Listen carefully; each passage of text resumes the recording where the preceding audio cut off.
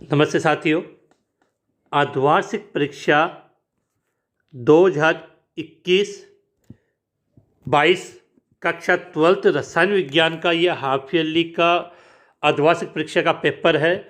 यह पेपर आपके अलवर डिस्ट्रिक्ट का है, तो अलवर डिस्ट्रिक्ट के स्टूडेंट अपने इस पेपर की सहायता से अपना मिलान कर पाएंगे कि उनके कितने क्वेश्चन है वो सही हैं और कितने क्वेश्चन उनके गलत हैं। उसके अलावा जो अदर डिस्ट्रिक्ट के जो स्टूडेंट है वो इस पेपर की सहायता से सीख पाएंगे कि हाफ ईयरली में किस प्रकार के नए क्वेश्चन पूछे गए हैं, और जिन डिस्ट्रिक्ट में हाफ ईयरली एग्जाम नहीं हुई है उनके लिए काफ़ी फ़ायदेमंद है, क्योंकि इन पेपरों में से कुछ क्वेश्चन आपके रिपीट होते हैं।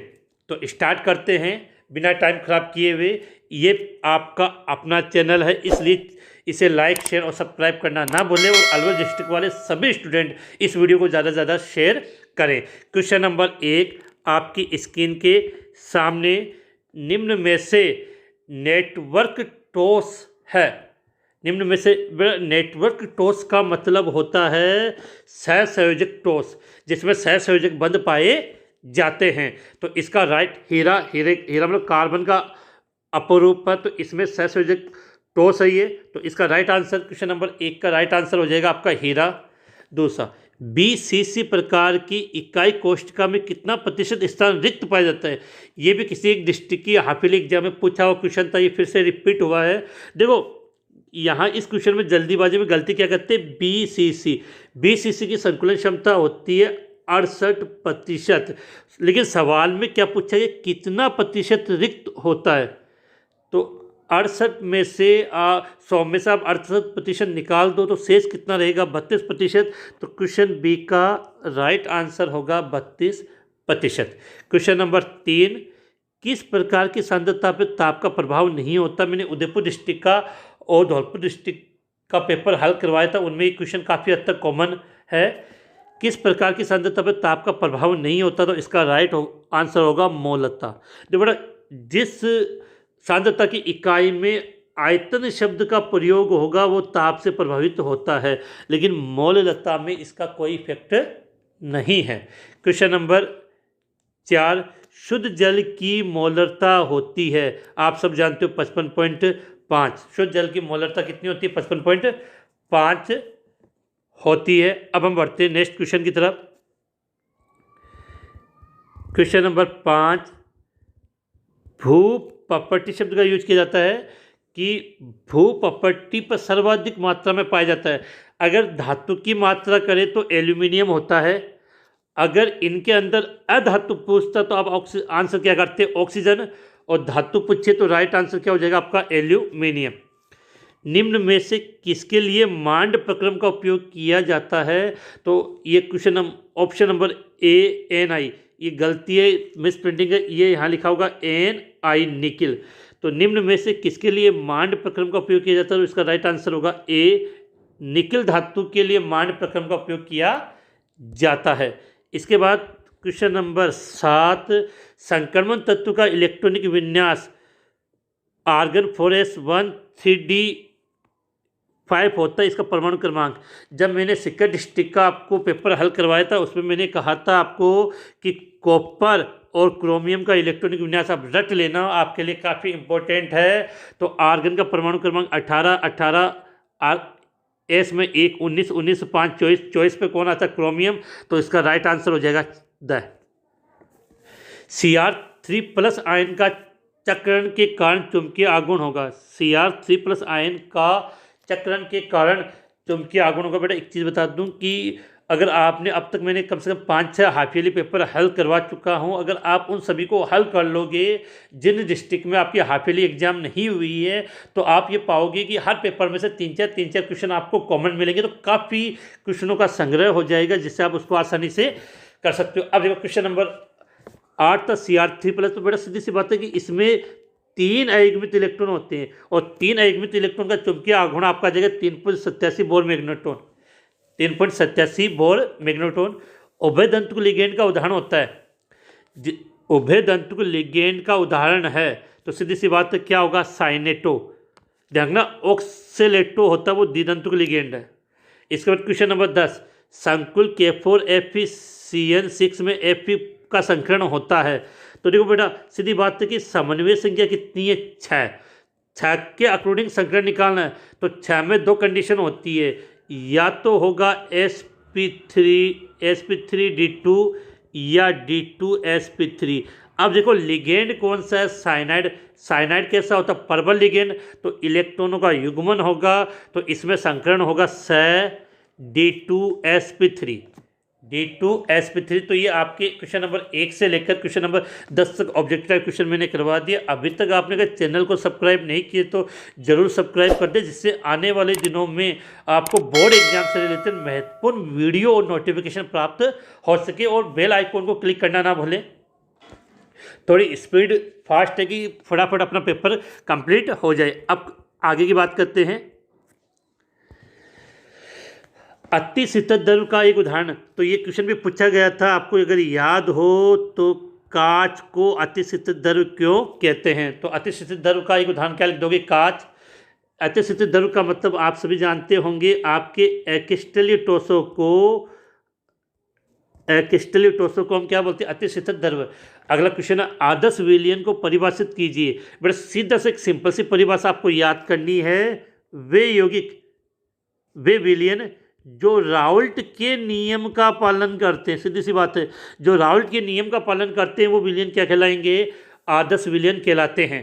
क्वेश्चन नंबर 13, जिंक को संक्रमण तत्व क्यों नहीं मानते। जिंक को संक्रमण तत्व क्यों नहीं मानते, तो सीधा सा एक आंसर लिखोगे, क्योंकि इसका डी कक्षक पूर्ण भरा होता है। क्योंकि इसका डी कक्षक क्या होता है, पूर्ण भरा होता है। क्वेश्चन नंबर 14, यौगिक प्लेटिनम Cl2NH3 का IUPAC आपको नाम लिखना। तो बेटा देखो, इसमें एक लिगेंड है क्लोरो, दूसरा लिगेंड है एमीन। तो एमीन पहले आता है तो नाम में क्या हो जाएगा इसका, डाई एमीन। दूसरा लिगेंड है dichloro, diammine dichloro. और प्लेटिनम तो सीधा लिख दो platinum, diammine dichloro platinum. और प्लेटिनम का यहाँ ऑक्सीकरण अंक होगा सेकंड, तो सेकंड कोष्ठक में लिख दो, 2 होता है तो सेकंड कोष्ठक में लिख दिया। तो यौगिक PtCl2NH3 का IUPAC नाम क्या होता है, डाईएमीन डाई क्लोरो प्लेटिनम सेकंड। बड़े ये जितने भी क्वेश्चन पूछे गए हैं वो मेरी ऑनलाइन क्लास में बिल्कुल आपको हल करवाए हुए हैं। और सबसे विशेष जो मैराथन क्लास है, कौन सी क्लास है, जो मैंने मैराथन क्लास से ली थी, उन मैराथन क्लास की सहायता से आप इन सब को ईजिली याद कर सकते हो। और एक मैराथन क्लास, किसी भी चैप्टर की एक मैराथन क्लास को मैंने 2 से 3 घंटे में कंप्लीट किया है। बड़े क्वेश्चनों का आंसर आपको उन्हीं की सहायता से मिलेगा। क्वेश्चन नंबर 15, फ्रैंकल व शॉर्ट की दोष में अंतर लिखिए। फ्रैंकल और शॉर्ट की दोष में अंतर लिखिए। तो बड़ा एक तो सीधी बात कर लेना कि शॉर्ट की दोष में क्या होता है, घनत्व में कमी आती है। और फ्रैंकल दोष में जो घनत्व होता है वो अपरिवर्तित रहता है। दूसरा, शॉर्ट की दोष में आपका जो धनायन और ऋणायन होता है, इनका आकार समान होता है। आकार क्या होता है, इनका समान होता है। जबकि फ्रैंकल दोष में धनायन का आकार छोटा और ऋणायन का आकार बड़ा होता है। मेरी ऑनलाइन क्लास का एक स्क्रीनशॉट मैं आपकी स्क्रीन पर लेकर आया हूँ, उसमें इस क्वेश्चन का आंसर एकदम अच्छी तरह से एक्सप्लेन किया है, वो आप वहाँ से आप देख सकते हो, उसका आप स्क्रीनशॉट ले लेना। इसके बाद 15 क्वेश्चन का दूसरा क्वेश्चन, LiCl को Li की वाष्प में गुलाबी रंग होता है क्यों। ये अगर आपने पढ़ा हो तो ये हमने पढ़ा था, ये F केंद्र में अयुग्मित इलेक्ट्रॉन की उपस्थिति के कारण। इसका भी मैंने ऑनलाइन क्लास में क्वेश्चन हल करवाया था और उसका स्क्रीनशॉट आपके सामने है। तो यहाँ से आप इसको अच्छी भली बाती इनको रोक के वीडियो को इसको अच्छे तरीके से समझ सकते हो। फिर क्वेश्चन नंबर 16 का पहला, बेटा सबसे विशेष बात है, अब तक मैंने जितने हाफ ईयरली पेपर हल करवाए हैं उन सब में ये क्वेश्चन जरूर मिला है। थोड़ा शब्द गलत लिखा हुआ है, लेंथेनाइड संकुचन को परिभाषित कीजिए। हर पेपर में क्वेश्चन आया तो एक सिंपल से डेफिनेशन मैंने शॉर्ट में की है कि लेंथेनम से लुटेशियम तक जाने पर, लेंथेनम से लुटेशियम तक जाने पर परमाणुीय आकार में लगातार कमी होती है। इसे लेंथेनम संकुचन कहते हैं। लेंथेनम से लुटेशियम तक जाने पर परमाणुीय आकार में लगातार कमी होती है, इसे लेंथेनम संकुचन कहते हैं। ये केवल प्रभावी नाप के आवेश के कारण होता है। किसके कारण? प्रभावी नाप के आवेश के कारण ऐसा होता है। इसके बाद इसका दूसरा परिवर्तन संक्रमण तत्व परिवर्तनशील ऑक्सीकरण अवस्था दर्शाते हैं। आपने देखा कि संक्रमण तत्व भिन्न भिन्न ऑक्सीकरण अवस्था दर्शाते हैं। जैसे मैग्नीज की बात करें तो मैग्नीज है वो आपका +2 से +7 तक ऑक्सीकरण अवस्था दर्शाता है। इसका कारण यह होता है कि जो संक्रमण तत्व होते हैं, संक्रमण तत्व में N-1D तथा NS कक्षकों की ऊर्जा में बहुत कम अंतर होता है, बहुत कम अंतर होता है, जिसके कारण ये सभी के सभी इलेक्ट्रॉन भाग लेते हैं। तो संक्रमण तत्व परिवर्तनशील ऑक्सीकरण अवस्था इसलिए दर्शाते हैं क्योंकि इनके N-1D कक्षक तथा NS कक्षकों की ऊर्जा में बहुत कम अंतर होता है, इसलिए सबके सब इलेक्ट्रॉन भाग लेते हैं। अगला क्वेश्चन नंबर 17, भर्जन और निस्तापन में अंतर। ये भी पिछले हाफ ईयरली पेपर में मैंने हल करवाया था आपको। देखो बड़ा एक यहाँ से याद करना, नी का मतलब नहीं है। तो निस्तापन की क्रिया वायु की, निस्तापन की क्रिया वायु की अनुपस्थिति में, निस्तापन की क्रिया वायु की अनुपस्थिति में करवाई जाती है। और जो भर्जन है वो वायु के आधिक्य में करवाया जाता है। तो बिल्कुल याद कर सकते हो, भर्जन की क्रिया वायु के आधिक्य में होगी, निस्तापन क्रिया वायु की अनुपस्थिति में। एक चीज और, भर्जन सदैव किस प्रकार के अयस्क का किया जाता है? सल्फाइड अयस्क। भर्जन सदैव किसका होगा? सल्फाइड अयस्क का होता है। और जो निस्तापन होता है वो कार्बोनेट या जल योजित ऑक्साइडों का किया जाता है। दो ही अंतर पूछे तो हो गया आपके कि पहला अंतर भर्जन वायु की आधिक्य में होता है, निस्तापन वायु की अनुपस्थिति में होगा। भर्जन सदैव सल्फाइड एक्स का किया जाएगा, निस्तापन कार्बोनेट जलयोजित ऑक्साइड या हाइड्रोक्साइड का किया जाता है। इसके बाद क्वेश्चन नंबर 18, निम्न पर टिप्पणी लिखिए। समन्वय संख्या।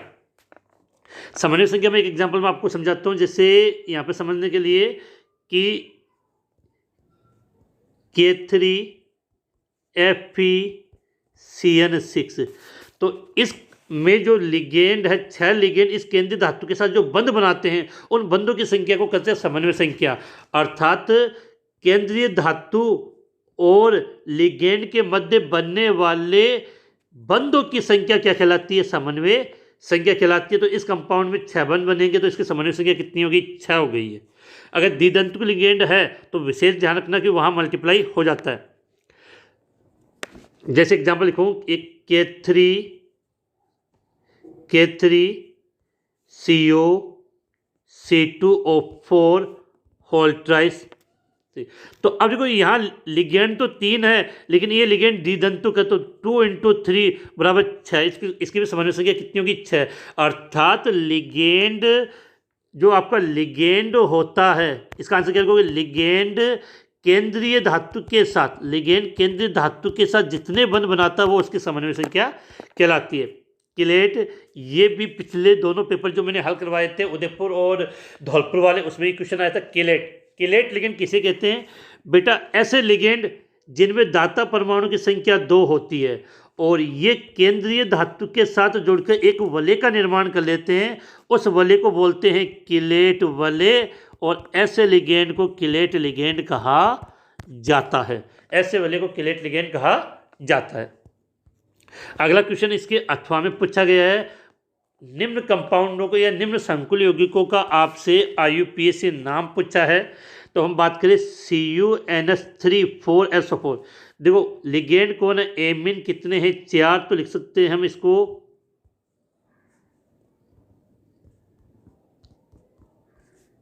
Tetra amine. धातु के रूप में क्या है? कॉपर। यहाँ कॉपर का ऑक्सीकरण अंक है सेकेंड, तो क्या लिख दिया? टेट्रा एमीन कॉपर, और लास्ट में है SO4, तो उसके लिए क्या लिखेंगे हम? सल्फेट। तो इसका क्या हो गया? Sulphate. Tetra amine copper second sulphate. दूसरा कंपाउंड है NiCO4। इसका अगर हमें लिखना है तो कितने हैं? CO को कौन सा लिगेंड कहते हो आप? कार्बोनिल। तो कितने कार्बोनिल है? 4, तो टेट्रा कार्बोनिल। और उदासीन लिगेंड है तो निकल का निकल लिख देंगे। इसका उदासीन है तो इसका ऑक्सीकरण 0 होता है, तो कोष्टक में क्या आ जाएगा? 0। बेटा थोड़ी स्पीड इसलिए कि मुझे काफ़ी पेपर अभी द्विवार्षिक परीक्षा के काफ़ी पेपर मेरे पास आ चुके हैं, उन सबको हल करवाना, इसलिए थोड़ी स्पीड लेके चल रहे हैं। तो उम्मीद है ये आपका हो चुका है आसानी से। इसके बाद नेक्स्ट क्वेश्चन, प्रतिलोम प्राशन किसे कहते हैं? ये भी लगभग हाफ ईयरली एग्जाम में पूछा गया है, और इसका एक उपयोग, तो ये मेरी ऑनलाइन क्लास, ये लगभग क्वेश्चन मेरी ऑनलाइन क्लास में करवाए हुए हैं, तो इनमें से जिनमें थोड़ा सा लिखने में टाइम लगता है उनका मैं स्क्रीनशॉट आपके सामने ला देता हूँ। अगला क्वेश्चन, इससे ऊपर एक क्वेश्चन रह गया, निम्न पर टिप्पणी लिखें, आयनन समावता और ज्यामिति समावता। इन दोनों के स्क्रीनशॉट है वो मेरी ऑनलाइन क्लास के माध्यम से मैं आपको यहाँ अवेलेबल करवा रहा हूँ। तो ये था आपका आयनन समावता के बारे में। इसके बाद अगला पूछा गया ज्यामितीय समावता, ये काफ़ी बड़ी है, उसका भी आपकी स्क्रीन के सामने मैंने रिप्रेजेंट कर दिया है। इसके बाद नेक्स्ट क्वेश्चन आता है प्रतिलोम प्राशन। ये लगभग हाफ ईयरली जो अदर डिस्ट्रिक्ट में हुई वहाँ पे क्वेश्चन पूछा गया, इसका एक उपयोग, ये भी आपकी स्क्रीन के सामने आ चुका है। थोड़ी सी स्पीड, थोड़े फटाफट अपने जल्दी हो जाए, तो आप भी 7 मिनट का स्क्रीनशॉट लेते रहें, जिससे आपको पता चल जाए कि आपने जो आंसर लिखा है वो सही है गलत है, इनका आंसर आपको एग्जाम में किस प्रकार से इनको रिप्रेजेंट करना है। अगला, किसी विलेय के सगुणन या आयनन से अणुसंख्यक गुणधर्म कैसे प्रभावित होते हैं? बड़ा सीधी सी बात, आपको एक बात समझनी है, अणुसंख्यक गुणधर्म है वो अणुओं की संख्या पर निर्भर करते हैं। किस पर?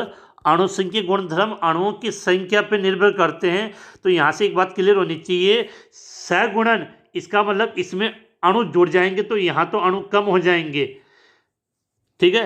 आयनन इसमें अणु टूट जाएगा अर्थात वियोजित होगा तो अणुओं की संख्या इसमें क्या हो जाएगी? ज़्यादा। और सीधी सी बात है, अणुसंख्यक गुणधर्म अणुओं की संख्या पर निर्भर करते हैं। अगर अणु की संख्या ज़्यादा होगी तो अणुसंख्यक गुणधर्म ज़्यादा होंगे, अणु की संख्या कम होगी तो अणुसंख्यक गुणधर्म कम होंगे। अगला, हेनरी का नियम, ये भी पिछले हाफ ईयरली एग्जाम में मैंने इसको हल करवा दिया था। इसका आंसर आपकी स्क्रीन के सामने, ज़्यादा हम टाइम नहीं लगाने वाले इसके अंदर। दूसरा है राउल्ट का नियम, ये भी आपकी स्क्रीन के सामने आ चुका है।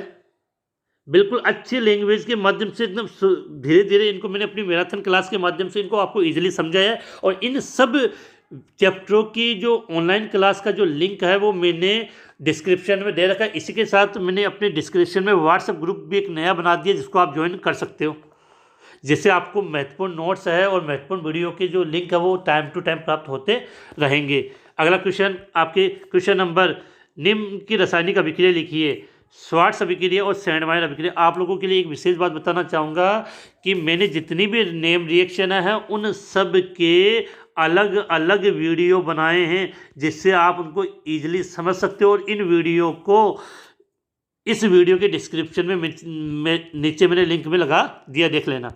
अगला, निम्न की क्रियाविधि को समझाइए। देखो बड़ा सीधी सी बात है, इस अभिक्रिया को देखने पर साफ पता चलता है कि ये कौन सी की क्रियाविधि है?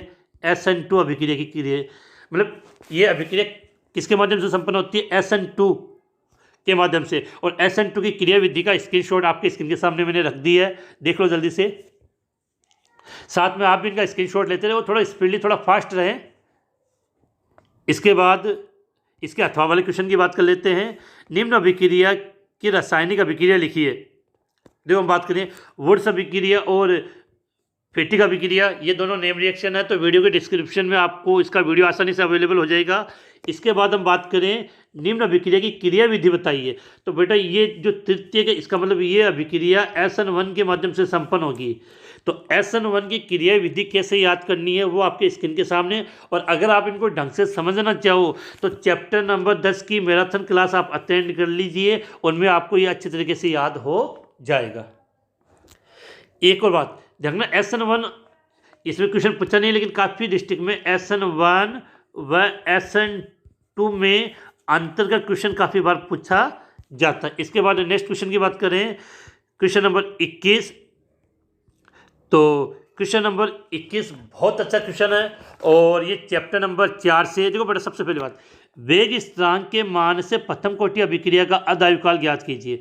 अब काफ़ी स्टूडेंट इतने इजी क्वेश्चन नहीं कर पाते, आपको इतना पता होना चाहिए प्रथम कोटि अभिक्रिया का अदायुकाल ज्ञात करने का फॉर्मूला क्या होता है।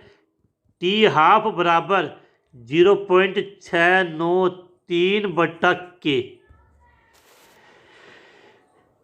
0.693/K। तो अब देखो सवाल में आपको इतना इजी, तो आप भी कर सकते हो कि इसमें आपको K का मान कितना दिया है 200 सेकेंड इनवर्स, और इसमें K का मान दिया आपको 2 मिनट। तो इस सवाल को हल करने के लिए K के स्थान पर पहले आप कितना रख दो 200, तो समय आपका आ जाएगा सेकेंड में।